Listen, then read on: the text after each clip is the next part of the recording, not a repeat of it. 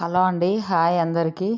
చూడండి, ఈ ఫైల్స్, ఈ డైరీలు, ఈ పర్సులు ఇవన్నీ మనకు చాలా అంటే చాలా ఇంపార్టెంటు.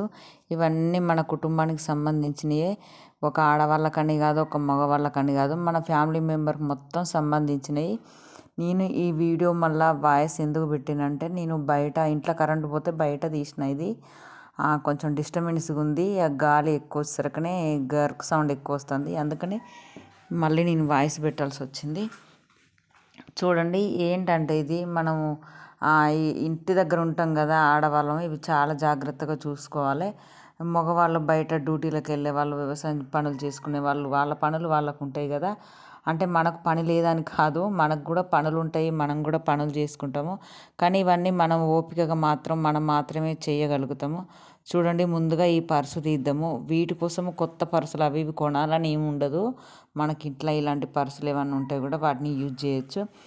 చూడండి, నేను ఇవి మాత్రం ఆధార్ కార్డులు, పాన్ కార్డులు, పిల్లలవి, మనవి, మళ్ళా పాస్బుక్కులు, బ్యాంక్ అకౌంట్ బుక్కులు ఇలాంటివన్నీ ఈ పర్సులో పెడతా నేను. చూడండి, అప్పటి పాత బుక్కులు అలాంటివి కూడా దేనికైనా యూజ్ అవుతాయి కదా.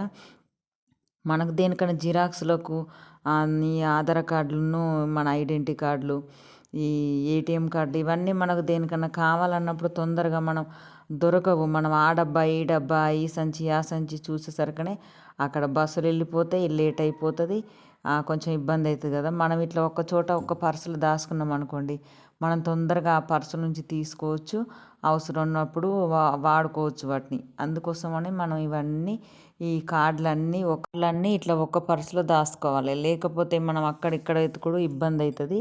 ఇవి మనం మాత్రమే దాయగలుగుతాము. పిల్లల్ని, వాళ్ళని, వీళ్ళని అక్కడిక్కడ చూడమంటే ఇల్లంతా వెతుకుతారు. ఈ ఒక్క కార్డు కోసం ఇంకా సెల్ఫ్లలో ఉన్నాయన్నీ పడేస్తారు. అలాంటిది కాకుండా అవన్నీ పడేసి అంతగానో వెతికినప్పుడు టైంకి దొరకదు. మళ్ళీ మనం ఇలాంటి కొంచెం పెద్ద పర్సు మనకి కార్డులు పట్టే అంతటి పర్సు చూసుకొని దాంట్లో ఇవన్నీ మంచిగా జాగ్రత్తగా పెట్టాలి. పెడితే మనకు అవసరం వచ్చినప్పుడల్లా తొందరగా తీసుకోవచ్చు. మనకు ఎలాంటి ఇబ్బంది కూడా ఉండదు. మనకు ఆధార్ కార్డులు మనకు ఊకే అవసరం పడతాయి కదా. అందుకోసమని మనం ఇట్లాంటి వాటిలలో జాగ్రత్త పడితే తర్వాతకి మనకి ఎలాంటి ఇబ్బంది ఉండకుండా ఉంటుంది. మనకు అవసరం ఉన్నప్పుడు తొందరగా దొరికిపోతాయి. అక్కడిక్కడ సర్దాల్సిన అవసరం అస్సలు లేదు. చూడండి, నెక్స్ట్ మళ్ళీ ఈ పర్సులు ఏమున్నాయంటే మహిళా సంఘం చిట్టీలు అండి. ఇవి మహిళా సంఘం చిట్టీలు మనం గ్రూప్ వైజ్గా కట్టొస్తాం కదా. అవి మళ్ళీ 10 మందితోని మాట పడకుండా, ఒకవేళ మళ్ళీ మనం బ్యాంకులో కూడా మనం ఎన్ని రోజులైతే అప్పు తీరుతుంది, ఎన్ని రోజులు కట్టినాం, అలాంటి చికాకు తలకాయ నొప్పి ఉండకుండా మనం బ్యాంకులో అప్పులు పొదుపులు కట్టి వచ్చినప్పుడు ఇట్లా ఈ చిట్టీలన్నీ, రసీదులు ఇవన్నీ ఒక పర్సులో దాచుకున్నాం అనుకోండి, మనకు ఎక్కడ మాట రాకుండా ఉంటుంది. మనకు బ్యాంకులో గురించి కూడా లోన్ ఎప్పుడు తీరుతుంది అన్నట్టుగా కూడా ఆలోచన ఉంటుంది. ఇవి కూడా మనం మహిళా సంఘం కూడా ఇప్పుడు చాలా మంది మహిళా సంఘాలలో ఉంటారు కదా. ఇవి కూడా ఇట్లా ఒక పర్సులో దాచుకుంటే చాలా జాగ్రత్తగా ఉంటుంది. ఇవే కాకుండా మన మహిళా సంఘానికి సంబంధించిన ముద్ర కూడా, వాటికి సంబంధించిన ఏవైనా పాస్బుక్లు, ముద్రలు ఉంటాయి కదా, వాటిని కూడా ఇట్లా కొంచెం పెద్ద పర్సు చూసుకొని అలా ఇట్లా జాగ్రత్తగా దాచుకుంటే మనకు ఎవరిని డౌట్లు అడగాల్సిన అవసరం ఉండదు. మనమే నెలకు కట్టుకొని ఇట్లాంటి రిసిప్ట్లు కూడా ఇట్లా జాగ్రత్తగా దాచుకుంటే మనకి ఏ డౌట్ ఉండకుండా ఉంటుంది. మనం ఎన్ని నెలలు కట్టినామో, ఇంకెన్ని నెలలు అయితే క్లోజ్గా ఉంటుందో అలా మనం ఎవరిని అడగకుండా మనకు తెలిసిపోతుంది. ఒకవేళ మన గ్రూప్ మెంబర్స్ కూడా ఏవి చిట్టీలు ఎన్ని నెలలు కట్టినామని వాళ్ళకు కూడా చూపెట్టవచ్చు. వాళ్ళకు కూడా క్లారిటీగా ఉంటుంది. ఇక ఈ డైరీ వచ్చేసి మనం ఇంట్లో లావాదేవీలు మెయింటైన్ చేస్తాం కదా, అవి మనకు ఎంత లావాదేవీలు మెయింటైన్ చేస్తే ఈ డైరీలో రాసుకోవాలి. మనం ఎక్కడ డబ్బులు ఇచ్చేది, మనకు డబ్బులు వచ్చేది, మనం ఎన్ని ఖర్చు అయినాయి, మళ్ళా మనకు ఆదాయం ఎంత, ఖర్చులు ఎంత, ఇవన్నీ ఈ డైరీ మెయింటైన్ చేసుకోవాలి. మరీ మనం రెగ్యులర్గా రాయాలంటే రాయలేము. ఎందుకంటే మనకు ఇంట్లో చిల్లర బొల్ల పనులు ఎక్కువ ఉంటాయి కదా.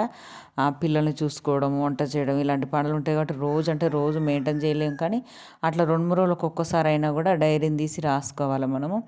రాసుకుంటే ఇంటి లావాదేవీలు ఈ సంవత్సరం మొత్తము ఎన్ని ఖర్చులు, ఎన్ని ఆదాయాలు తెలిసిపోతుంది. లాస్ట్కు చివరకు అన్ని టోటల్ లెక్క చేసుకుంటే మన ఆదాయం విలువ మొత్తము తెలిసిపోతుంది. అందుకోసమనే ఈ డైరీ మాత్రం నేను కంపల్సరీ మెయింటైన్ చేస్తా. దీన్ని మాత్రం చాలా అంటే చాలా కంపల్సరీ ఎక్కువ మెయింటైన్ చేస్తాను నేను దాన్ని. ఎందుకంటే మనమే కదా ఇవన్నీ ఖర్చులు అవన్నీ చూసేది. వాళ్ళు ఖర్చు పెట్టినా కూడా మనం రాసుకుంటే 2-3 రోజులకు ఒకసారి అయినా దీంట్లో రాసుకుంటే మనకు అన్నీ లాస్ట్కు సంవత్సరం అయిపోయేసరికనే మన ఖర్చులు అవన్నీ మనకు ఆదాయం ఎంత వచ్చింది, ఖర్చు ఎంత వచ్చింది తెలిసిపోతుంది. ఇగో ఈ ఫైల్ మాత్రం మా పిల్లల ఫైలు. ఎందుకంటే అది పిల్లలకు ఒక్కటే ఉంది, ఇద్దరు పిల్లల పొత్తుల. నాది కూడా అందులోనే.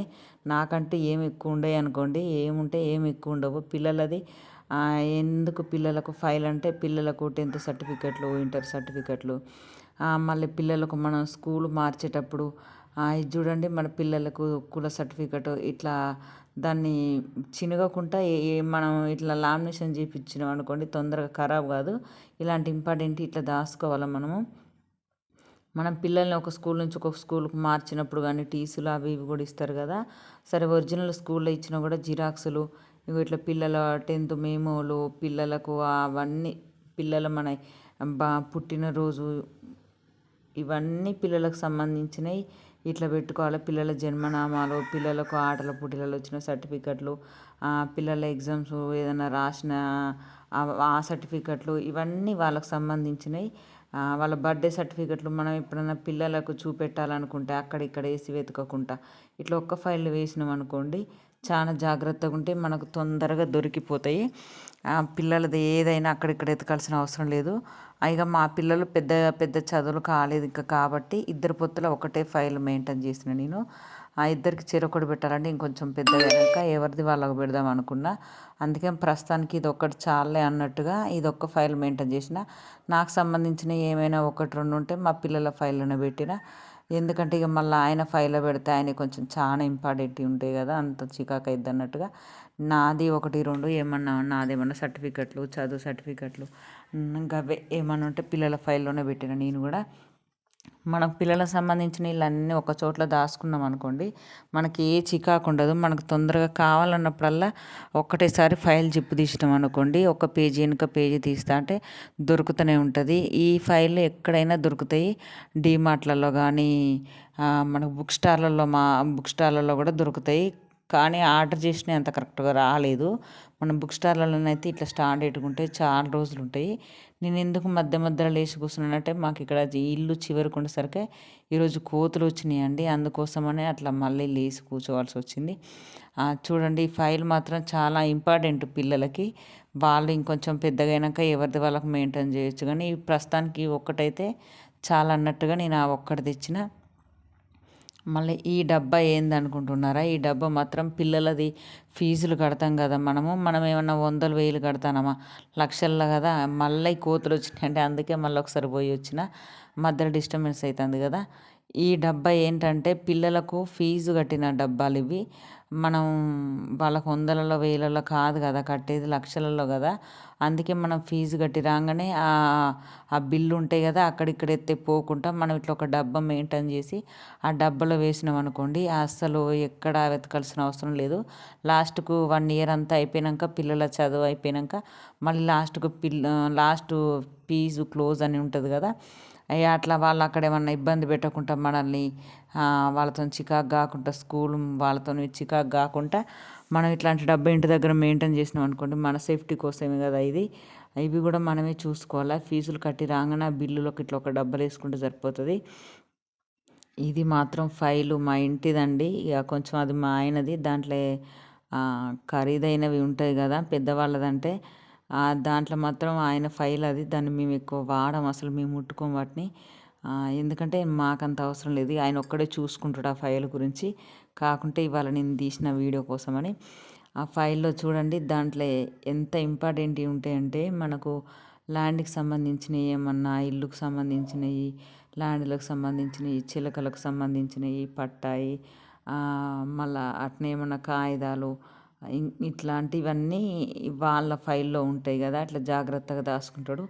దేనికైనా తొందరగా కావాలంటే అక్కడిక్కడ వెతకకుండా, మళ్ళీ అక్కడిక్కడ వేస్తే చినిగిపోతాయి కదా, అట్లా చినగకుండా ఇట్లా ఒక దాంట్లో ఫైల్లో వేసుకుంటే ఎక్కడ ఖరాబు కాకుండా ఉంటాయి.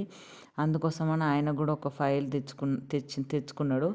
ఆ ఫైల్ ఇట్లా మెయింటైన్ చేస్తే ఎన్ని రోజుల కింది కాగితాలు అయినా కూడా ఖరాబు కాకుండా ఉంటాయి. మనం అక్కడిక్కడ వేస్తే పాతబడి ఖరాబ్ అయ్యి చినిగిపోయినట్టు అవుతాయి కదా. మనం ఇట్లా ఫైల్లో ఒక పేజీలో పేపర్లో పెట్టినాం అనుకోండి, అవి అస్సలు ఖరాబు కావు. మనం 50, 60 ఏళ్ళ దాకానైనా కూడా ఆ కాగితాలు ఖరాబు కాకుండా అట్లనే నీట్గా ఉంటాయి. మన అవసరం వచ్చినప్పుడల్లా ఇక్కడెక్కడుంది కాగితం, అక్కడుంది ఇక్కడుందా అన్నట్టుగా చూసుకోకుండా మనం ఇట్లా ఫైల్ తెరవగానే మనకి ఏ కాగితం ఏది ఇంపార్టెంటో తొందరగా తీసుకోవచ్చు, ఆ పని పూర్తి చేయించుకోవచ్చు. నేను మాత్రం ఇవన్నీ ఇంటి దగ్గర మెయింటైన్ చేస్తానండి. అంటే చాలామంది ఆడవాళ్ళు ఇట్లనే చేస్తారనుకో. ఎవరన్నా ఒకరు తెలవని వాళ్ళు ఉంటే, చేయని వాళ్ళు ఉంటే వాళ్ళకి ఏమైనా కొంచెం యూజ్ అయిద్దని నేను ఇట్లా చేస్తాను. ఒకవేళ ఈ వీడియో నచ్చినట్టయితే మీరు కూడా ఎవరన్నా ఇట్లనే మెయింటైన్ చేసుకోండి. ఇవి మాత్రం ఈ ఫైళ్ళు మాత్రం మనకు బుక్ స్టార్లలో ఏ మాటలలో దొరుకుతాయి. ఇక పర్సులు ఎక్కడైనా దొరుకుతాయి. పిల్లల ఫీజులకు కూడా అట్లా డబ్బా మెయింటైన్ చేయండి. ఈ వీడియో మీకు నచ్చినట్టయితే లైక్ చేయండి, షేర్ చేయండి, సబ్స్క్రైబ్ చేయండి.